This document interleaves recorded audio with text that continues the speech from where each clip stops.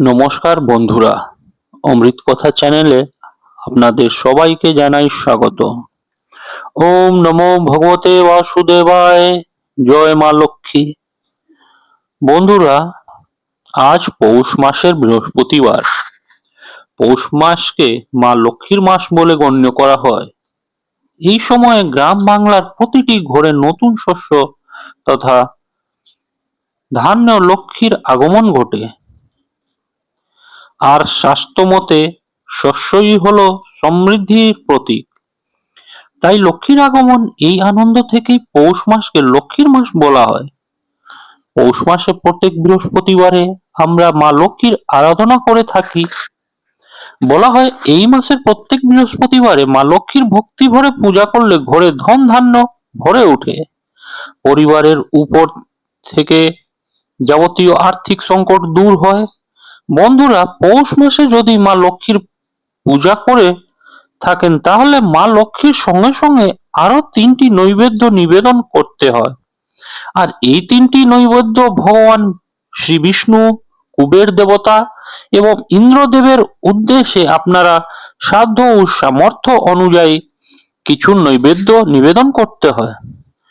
নিবেদন পক্ষ একটি বাতাসা ও এই 4 জনার উদ্দেশ্যে আজকের দিনে নিবেদন করবেন।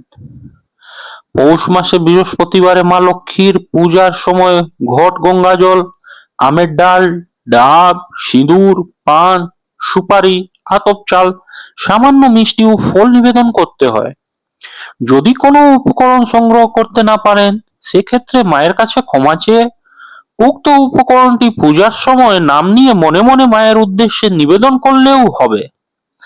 আর যদি কোনো কারণে আজকের দিনে পূজা করতে নাও পারেন সেক্ষেত্রে আজকের দিনে পৌষ মাসের লক্ষ্মীবার অর্থাৎ বৃহস্পতিবারের ব্রত কথাটি শ্রবণ করে মা লক্ষ্মী এবং শ্রী বিষ্ণু বা শ্রীকৃষ্ণের উদ্দেশ্যে একটি প্রদীপ প্রজ্বলন করতে পারেন।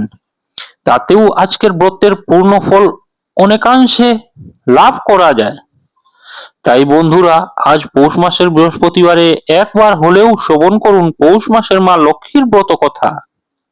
আশা করি দর্শক বন্ধুরা এই ব্রত কথাটি শ্রবণ করে আপনাদের ভালো লাগবে। শুরু করছি পৌষ মাসের বৃহস্পতিবারের মা লক্ষ্মীর ব্রত কথা।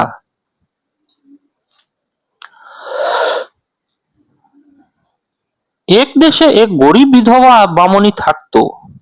তার একটি ছেলে ও একটি মেয়ে ছিল। বামনীর সংসার সচ্ছল না থাকলেও তার ভাইয়ের সংসার কিন্তু খুবই সচ্ছল ছিল। তাদের কোনো অভাব ছিল না। বামনীর তেমন ইচ্ছে না থাকলেও পেটের জ্বালায় শেষ পর্যন্ত সে তার ছেলে ও মেয়েকে নিয়ে ভাইয়ের বাড়ি গেল। ননদকেও তার ছেলে মেয়েদের দেখে ভাস তখন মনে মনে তাদের উপর খুব অসন্তুষ্ট হলো। বলল, হ্যাঁ গো, তোমার একই আক্কেল বলতো। পৌষ মাসে লোকে রাজ্যে পেলেও বাড়ির বাইরে বের হয় না, তুমি আজ বাড়ি থেকে বেরোলে কি করে? বামনী সরল মনে খুব নরম হয়ে বলল, বৌদি, ছেলে মেয়েরা বলল যে মা চলো আজ মামার বাড়ি গিয়ে দুটি ভাত খেয়ে আসি। ভাজ অর্থাৎ ভাইয়ের বউ তখন অমনি বলে উঠল, সে কি গো, তোমার ভাই যে আজ বাড়িতে নেই, তোমাদের কি করে খাবার? বলল, ঘরেও খাওয়ার মতো তেমন কিছু নেই। বামনী বলল, কদিন ধরে আমরা আধ বেলা খাচ্ছি বৌদি, আজ তাও চললো না, কি করি বলো? তোমায় আজ 4টি খেতে দিতেই হবে। এই বলে বামনী খুব খোসামত করতে লাগলো তার ভাজকে। তখন তার ভাজ দুটি ক্ষুদ্র দিয়ে বলল, এই নাও ভাই, এই খুদ দিয়েই যা হোক করে চলাও। বামনী তখন দেখলো যে ভাইয়ের রান্নাঘরের চালে বেশ লাউ হয়েছে। সে তখন খাবারের জন্য 2-4টি লাউ পাতা চাইল। ভাজ তখন বলল, খেপেছ? ওই পাতা দিলে তোমার ভাই এসে আমায় আস্ত রাখবে ভাবছো? মোটেই নয়, ওই পাতা আমি দিতে পারবো না।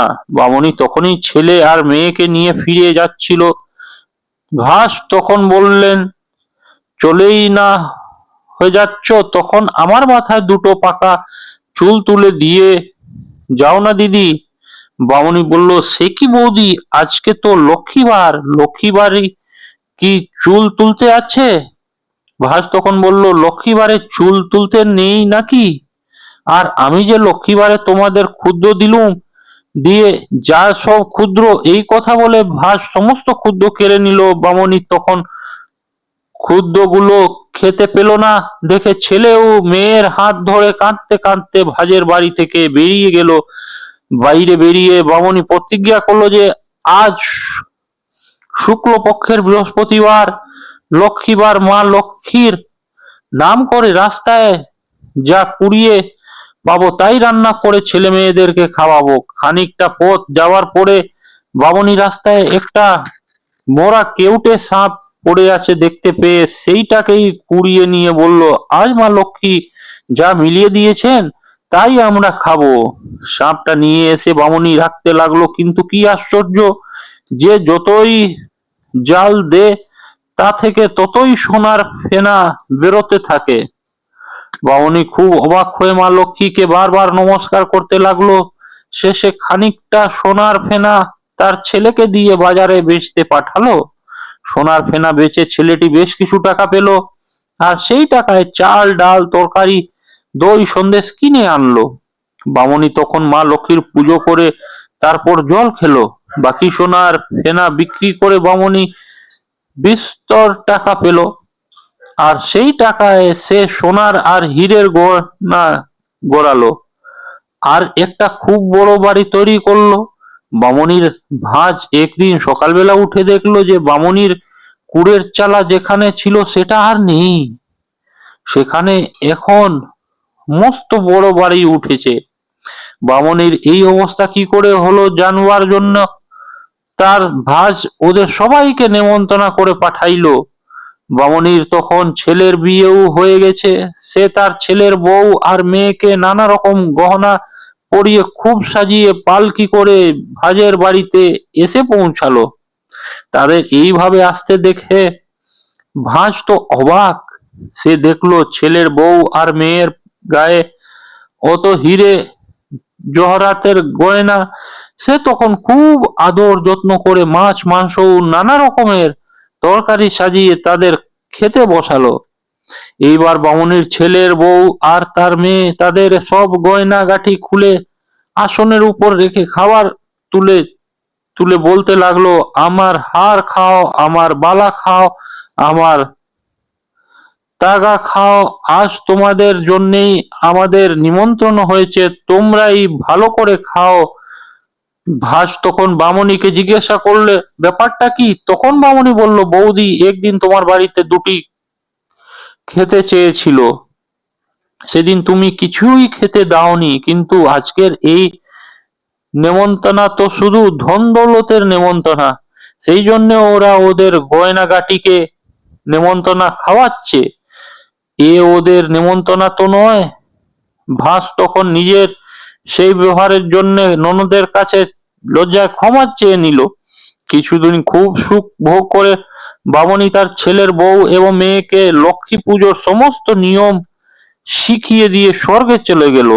তারপর থেকে বামুনির ছেলের বউ এবং বামুনির মেয়ে এইভাবে প্রত্যেক বৃহস্পতিবারে লক্ষ্মী পূজা করতে লাগলো।